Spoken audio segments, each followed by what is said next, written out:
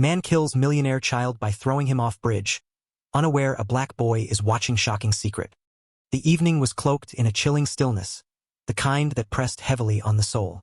A lone bridge stretched over a dark, winding river, its weathered planks groaning under the weight of time. The golden hues of the setting sun were gone, replaced by an unsettling twilight that cast long, sinister shadows. Suddenly, a screech of tires broke the quiet, echoing against the towering cliffs flanking the river. A sleek black car, its windows tinted like obsidian, skidded to a halt at the center of the bridge. The vehicle's engine purred ominously before falling silent.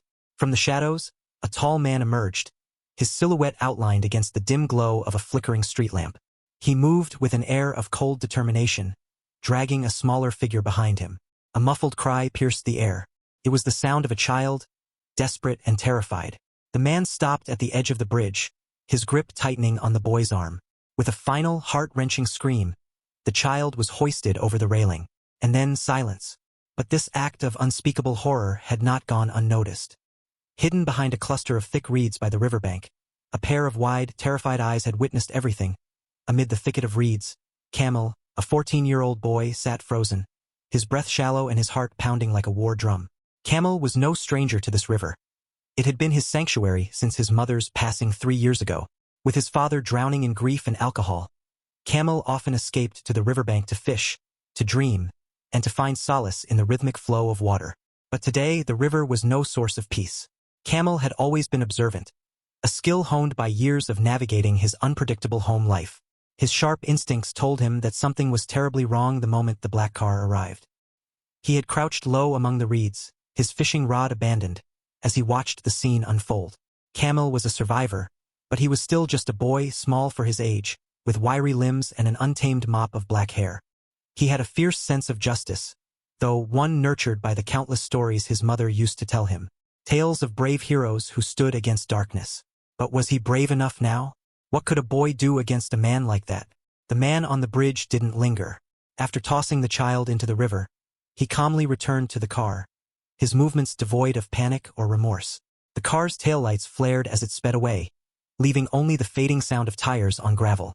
Camel's breath hitched as he stared at the water, now eerily calm, as though it hadn't just swallowed a life. His mind raced. Should he run home and pretend he'd seen nothing?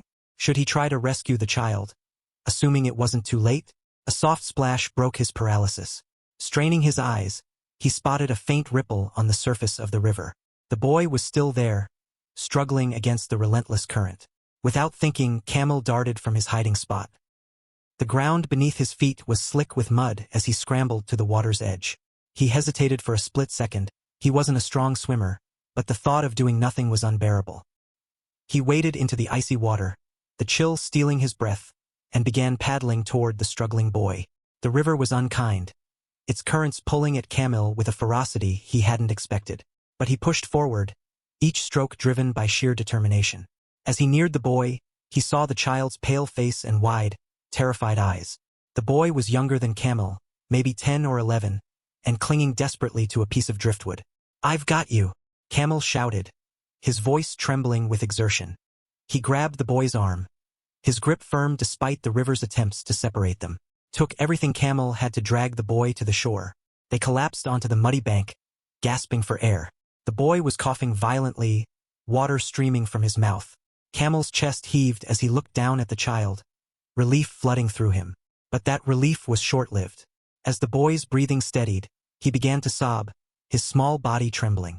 He tried to kill me," the boy choked out, his voice barely above a whisper. My uncle." Camel's stomach turned. This wasn't just a random crime. It was a family betrayal. The world felt unervingly silent, as though nature itself was holding its breath. Then came the splash, a sound so sharp it cut through the stillness like a knife. Camel's heart jumped as he turned his head toward the river. His eyes locked on the dark water, where ripples fanned out from a central point, as though the river were swallowing a secret. A pale hand emerged briefly, clawing at the surface before disappearing again. The current churned, relentless and merciless, dragging the child deeper into its depths. The sight burned itself into Camel's memory, a haunting image he knew he'd never forget. His fishing rod slipped from his grasp, forgotten, as adrenaline surged through his veins. Every nerve in his body screamed at him to move, yet his legs felt rooted to the ground. For a moment, he was paralyzed, caught between fear and the weight of the decision that now hung over him. Camel's chest tightened as panic set in. His mind raced, bombarded by conflicting thoughts. What can I do? What if it's already too late? What if I drown too? But beneath the fear, another voice whispered, quieter but resolute. What if no one else comes? He could still hear his mother's voice, clear as day, echoing in his mind. A life is precious, Camel. Never turn your back on someone in need, no matter the cost. Those words had stayed with him, etched into his very being. He couldn't look away, couldn't leave. With trembling hands, he kicked off his worn shoes and plunged into the icy water. The cold was a shock to his system, stealing his breath and stiffening his limbs, but he pushed forward. The river's current was strong, nearly overwhelming, and every stroke felt like a battle against an invisible force. Hold on, Camel shouted, though his voice was nearly drowned out by the roar of the water. His arms ached as he swam toward the faint shadow of the child. His fingers brushed against something solid, the boy's arm, and he grasped it tightly, pulling with every ounce of strength he had. When they finally reached the shore, Camel collapsed onto the muddy bank, his chest heaving. The boy lay beside him, coughing violently, spitting out water. His face was pale, his body trembling, but he was alive. You're safe now, Camel gasped, though his voice was shaky and unsure. He wasn't certain if the words were meant for the boy or himself. The boy's wide, terrified eyes locked onto Camel's. He tried to kill me, the boy whispered hoarsely, his voice trembling with fear.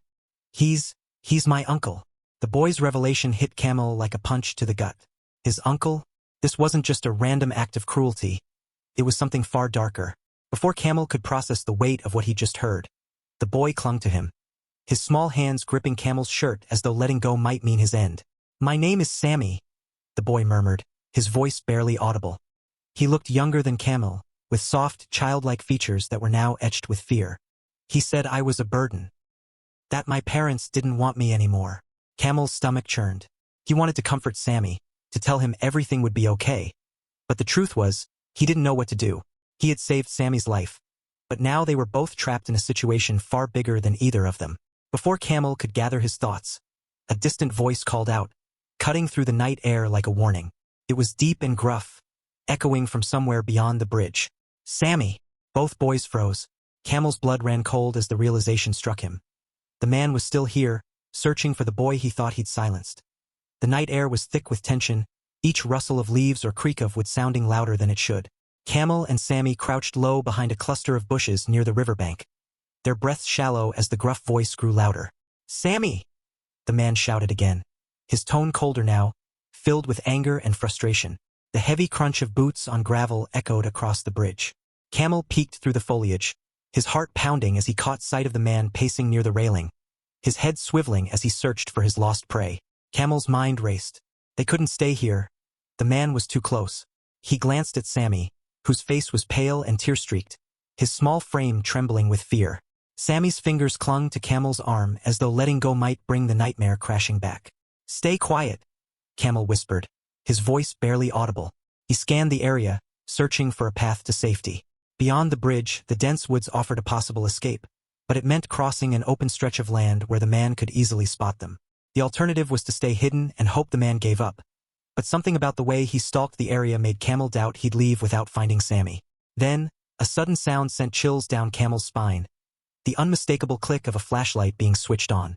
A beam of light swept over the riverbank, dangerously close to their hiding spot. Camel felt a lump in his throat as he looked at Sammy, the boy's wide eyes reflecting pure terror. For a moment, Camel was overwhelmed by doubt. He was just a kid himself, with no plan and no one to turn to. How was he supposed to protect Sammy from a man like this? But then he remembered his mother. She'd always told him that strength wasn't about size or power. It was about doing what was right, no matter how scared you were. Her words echoed in his mind. You have more courage in you than you know, Camel. You just have to believe in it. Taking a deep breath, Camel pushed the fear aside. He couldn't abandon Sammy, not now, not ever. He had to figure out a way to keep them both safe. Listen to me, he whispered, his voice steady despite the chaos in his mind. We're going to make it out of this. I won't let him hurt you again. But you have to trust me. Okay? Sammy nodded, though his lip quivered. Okay, he whispered back, clutching Camel's hand tightly. Just as Camel began to inch toward the woods, The flashlight's beam stopped. The man's voice broke through the silence, sending a jolt of fear through them both. "I know you're out here, Sammy," he said, his tone eerily calm now. "You can't hide forever. Come out, and I'll make this easy for you." Camille froze. The man was bluffing, he had to be. But the confidence in his voice made it clear he wasn't leaving anytime soon. Camel's grip tightened on Sammy's hand. They had to move now before the man got any closer. But just as they were about to slip away, a loud crack split the air. Camel's foot had landed on a brittle branch, snapping it clean in two. The sound was deafening in the stillness, and Camel's stomach sank as the flashlight swung toward their hiding spot. "There you are," the man growled. Without thinking, Camel grabbed Sammy and bolted. The two of them sprinted toward the woods, their feet pounding against the earth. Behind them, the man shouted, his heavy boots thudding as he gave chase. The woods were dark and disorienting, branches snagging at their clothes and roots threatening to trip them at every step. Camel's lungs burned, but he refused to stop, pulling Sammy along as they weaved through the trees. A burst of light suddenly illuminated the path ahead, the flashlight. The man had cut them off, appearing from a side trail with alarming speed. He stood there, blocking their escape, his face twisted in anger. "You think you can run from me?" he snarled, advancing toward them. Camel's heart raced as he backed away, shielding Sammy with his body. Desperation coursed through him. There had to be a way out, a way to outsmart this man. And then he noticed it. A fallen branch, thick and heavy, lying a few feet away. Without hesitation, Camel lunged for it, gripping it tightly in his hands. "Stay back," he shouted, his voice shaking but determined. The man stopped, his eyes narrowing as he sized Camel up. "You're brave, kid," he said with a smirk, "but bravery won't save you." For a moment, the two stared each other down, the tension thick enough to cut with a knife. Then, in a sudden, calculated move, the man lunged at Camel. The forest seemed to close in around them, the towering trees and twisting shadows creating a claustrophobic sense of doom. Camel stood his ground, clutching the heavy branch in his hands. Behind him, Sammy trembled, his small fingers gripping Camel's shirt. The man took a step forward, his smirk fading into a grim scowl. "You're just a kid," he said, his voice low and menacing. "You think you can stop me? You've got no idea who you're dealing with." Camel's grip on the branch tightened, his knuckles turning white. He was terrified. Every fiber of his being screamed at him to run. But something deeper kept him rooted. He thought of his mother's voice, her words of courage, and Sammy's terrified eyes. He couldn't back down now. "Stay away from him," Camel said, his voice shaking but firm. "You're not going to hurt him again." The man laughed, a cruel hollow sound. "And what are you going to do about it, huh? Swing that stick at me?" He lunged forward, his movements quick and calculated. Camel reacted instinctively. He swung the branch with all his might, aiming for the man's midsection. The crack of wood against flesh echoed through the forest as the man staggered back, clutching his ribs. "You little," he snarled. But before he could recover, Camel swung again, this time catching him on the arm. The flashlight flew from the man's hand, landing in the dirt and casting a wild, spinning beam of light across the trees. Seizing the moment, Camel grabbed Sammy's hand. "Run!" he shouted, and the two took off deeper into the woods. The man, now enraged, gave chase, his heavy boots crashing through the underbrush. "You're not getting away," he bellowed. Camel's legs burned, and his lungs felt like they might burst, but he didn't stop. He pulled Sammy along, dodging trees and leaping over roots. The sound of the man's pursuit was deafening, but Camel focused on one thing, keeping Sammy safe as they ran. Camel spotted a break in the trees up ahead, a clearing. Beyond it, he could see the faint outline of an old ranger station, its metal roof glinting faintly in the moonlight. It was their only hope. "This way!" Camel shouted, dragging Sammy toward the clearing. They burst into the open, their shoes skidding on the rocky ground. The station loomed ahead, its weathered door slightly ajar. Camel shoved Sammy inside and followed, slamming the door shut behind them. Inside, the station was dark and filled with the scent of damp wood.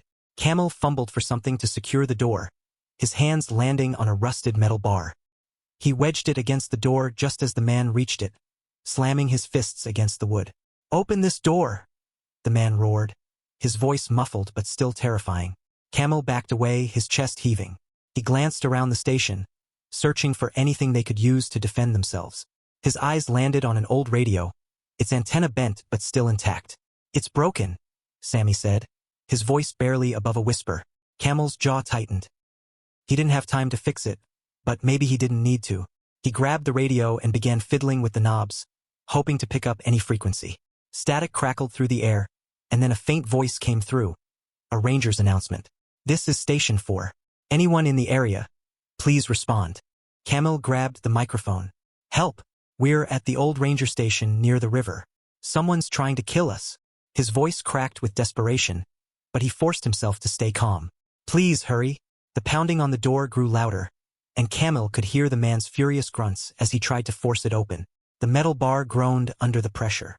"We have your location," the voice crackled back. "Stay where you are. Help is on the way." Camel exhaled, relief flooding through him, but the danger was far from over. The door shuddered under the man's relentless assault, and the bar bent precariously. It wouldn't hold much longer. Camel grabbed a rusted fire extinguisher from the corner and motioned for Sammy to stay back. As the door burst open, the man stormed in, his face twisted with rage. "You're done," he snarled, lunging at Camel. Camel swung the extinguisher, catching the man on the shoulder. The blow wasn't enough to stop him, but it slowed him down. Camel backed away, keeping himself between the man and Sammy. The sound of sirens pierced the night, growing louder with each passing second.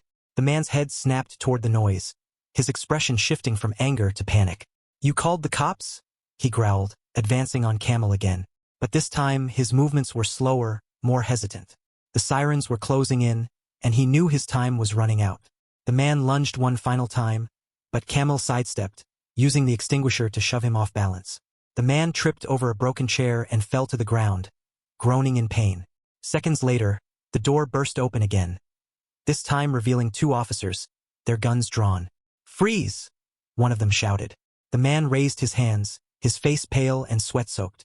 "I didn't do anything," he stammered, but the officers weren't buying it.